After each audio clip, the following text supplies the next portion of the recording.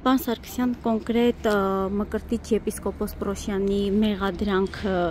նախ հոդվածներով եւ էությամբ ինչի մասն է։ Մեղադրանքները երկուսն են։ Առաջին մեղադրանքը դա նախկին քրեական օրենսգրքի 140 հոդվածն է, որը ըստ էության բնութագրվում է որպես ընտրության իրավունքի ազատ իրականացման խոչընդոտում, որը որ իրենք ասում են, որ համապատասխանում է ներկայիս քրեական օրենսգրքի, գործող օրենսգրքի 210 հոդվածի 3-րդ մասի 2-րդ կետի։ Սա առաջինն է եւ երկրորդը դա 236 հոդվածն է ներկայիս քրեական օրենսգրքի, դա հավաքների մասնակցությունը պարտադրելն է, որը կատարվել է իրենց ասելով իշխանական լիազորությունները, ծառայական լիազորությունները օգտագործել։ Քննչական կոմիտեն նաև գումար, զարդեր, այսպիսի ինչ-որ նկարներ էր հրապարակել, այսինքն որ մեղադրանքում որևէ բան չկա, սրա ինչ առնչություն ունի Հավանաբար նկատել եք, որ վերջի շրջանում դա կոնկրետ կայուն գործելավոճ է, որտեղ որ գործող խոզարկություն են անում հանրային, ինչ հայտնաբերում են, հրապարակում են, ցենց իրար կողդելացիրում, որ տեսեք ինչեր ենք հայտնաբերել, միտեղ օրինակ ռագատկա են նույնիսկ նկարում դնում, որպեսզի ցույց տան, որ տեսեք զենքեր կա, խաղալիքներ եւ այլն։ Հիմա այս երկու դրվագների մեջ գումար հասկացությունը որևէ առնչություն չունի։ Այս երկու մեղադրանքը որ կա։ Հիմա դուք խոզարկությամբ գումար հայտնաբերել եք թե չէ։ Ասենք ինչ կապ ունի դա, ինչ եք ցուցադրում։ Մեկ եւ երկրորդ ընդհանրապես դուք ինչ իրավունք ունեք ցույց տալու դա։ Պատկերացնենք, նախ սկսենք այնտեղից, որ երբ որ դու թեմի առաջնորդանում խոզարկություն ես անում, հայտնաբերում ես, այնտեղ պետք է գումար լինի։ Կարգն է այդպես եւ պետք է լինի։ Բայց եթե դուք ասում եք, որ սա օրինակ է համար Մկրտիչ Սրբազանինն է, բայց դուք ինչ իրավունք ունեք այդ անձնական տվյալը հրապարակում եք, բավոր հաջորդ քայլին էլ պատկերացնենք Մկրտիչ Սրբազանը չէ, էլի մյուս անձանց մասով։ Այդ որ ամեն ինչը հրապարակում եք, մտնելով չի անցնում, որ մեկն էլ կգայթակղվի, կեթա կմտածի, եթե սա կա, ուրիշ բաներ կա, գողություն կատարի։ Հասկանում եք, ամեն ինչ թաց է չորի հետ խառնվել է, բայց այստեղ դա էական չէ։ Ուզում եմ ցույց տամ արարքի ոչ տրամաբանական, անօրինական լինելը, որովհետև դու չես հայտնաբերել զենք զինամթեր, թմրանյութ չես հայտնաբերել, որը ուզում ես ցույց տաս, ասենք գումար ես հայտնաբերել, ոսկե զարդ ես օրինակ հայտնաբերել, հետո ինչ կապ ունի մեղադրանքի հետ։ Հիմա այս գումարների առումով մեղադրանքը ընդհանրապես գոյություն չունի եւ դա, ասենք, եկեղեցու ծախսերի համար նախատեսված գումարներ են։ Եվ հետևաբար այս առումով ակնհայտ է, որ սա ընդհանրապես PR նախագիծ է, որը որ վարույթ իրականացնող մարմինը իրավունք չունի կատարել։ Անդրադառնանք արդեն բուն եպիսկոպոսին առաջադրված մեղադրանքներին, ընտրական իրավունքի կձևակերպեք նորից հանկարծ։ Ընտրական իրավունքի ազատ իրականացմանը խոչընդոտել։ Եվ ինչու՞մ է դրսևորվել, ինչով է դրսևորվել այդ արարքը ըստ մեղադրանքի եւ ձեր դիրքորոշումը։ Որ Մկրտիչ Սրբազանը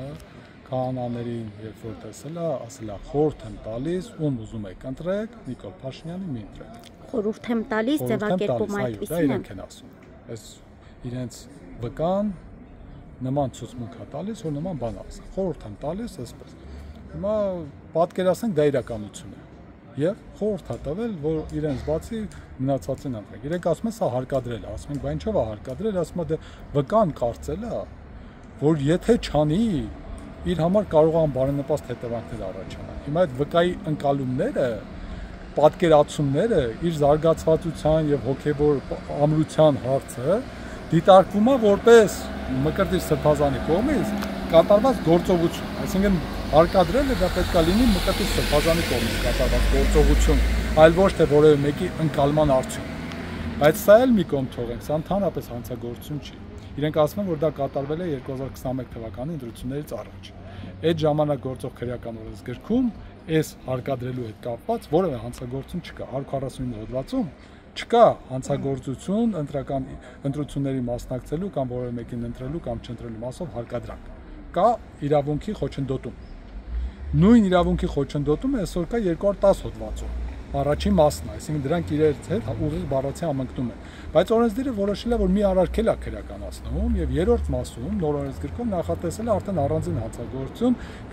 արդեն հարկադրել է, որը որ նախկինում չի եղել։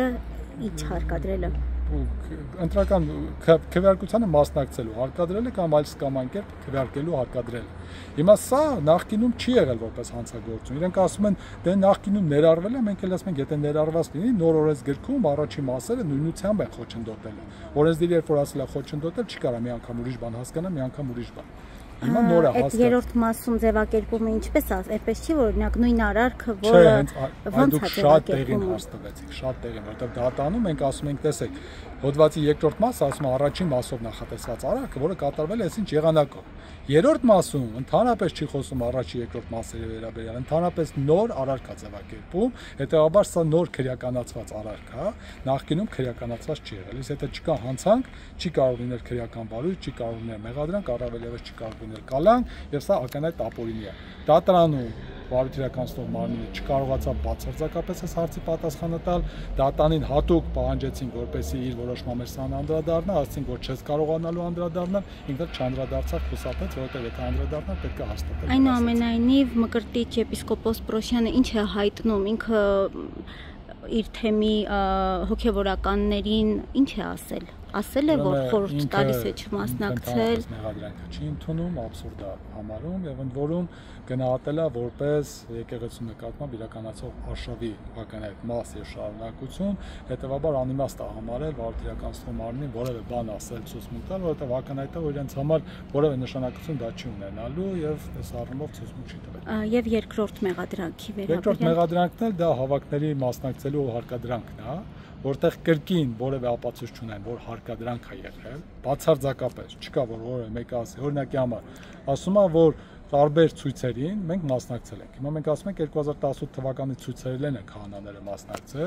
օրինակի համար, ասենք, որպեսզի բախումներ չլինի, հանդարտացման համար լինի։ Հիմա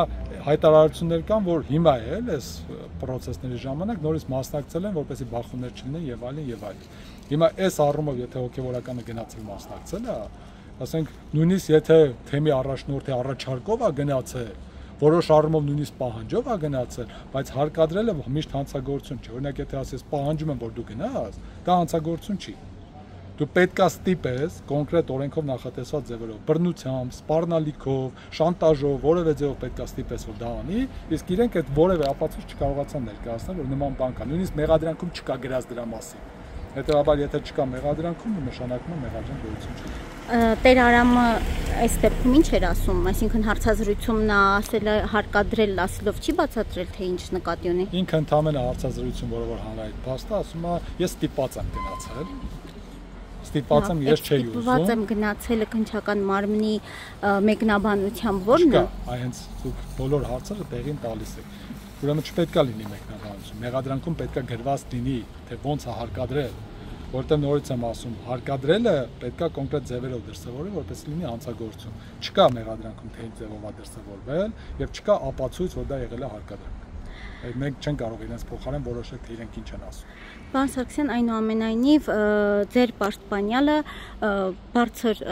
հոգևոր կոչում ուներ եւ ամենայն հայոց կաթողիկոսի հետ նաեւ ազգակցական կապ։ Չեք կարծում, որ եթե նա հորդորեր, խնդրեր, նույնիսկ, չգիտեմ, ինչ որ խորհուրդ տար, ապա հոգևորականները կարող էին դա իսկապես ընկալել որպես պահանջ, պարտադիր կատարման ենթակա։ Եկեք ընդունենք, որ այդպես է։ Եկեք պայմանական ընդունենք այդպես։ Ուրեմն ցանկացած հեղինակություն ունեցողն է,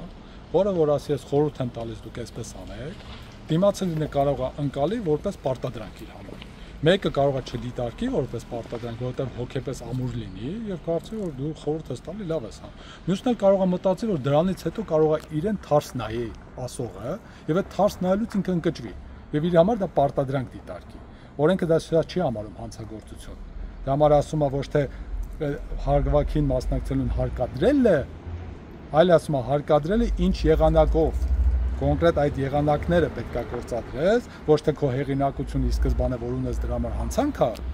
այլ ես պետքա կոնկրետ գործողություններ կատարեմ հարկադրելուն ուղղված եւ դա դու պետքա ձևակերպել թե ինչ եղանակով, հետեւաբար չկա։ Եւ քանի որ շատ է քննարկվել այդ գումարի եւ զարդերի հանգամանքը, ուզում եմ նորից անդրադառնանք սրան, այ եկեղեցում պատկանող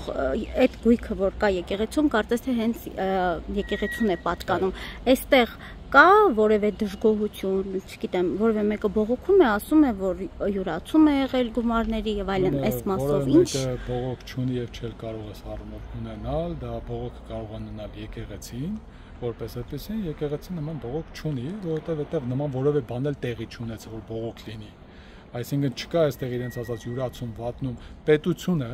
փորձ է կատարում մտնել մասնավոր այն տիրույթ, ոնց որ գա օրինակի համար, մի ընտանիք մտնի, ասի, այդ գումարները որ որդուդ տալիս ես, այդ որդիդ յուրացրել է, չի բերել հետո հետ տվել քեզ կամ ինչ նպատակով տվել ես, արել ես։ Այս պարագայում իրենք ընդհանրապես անելիք չունեն։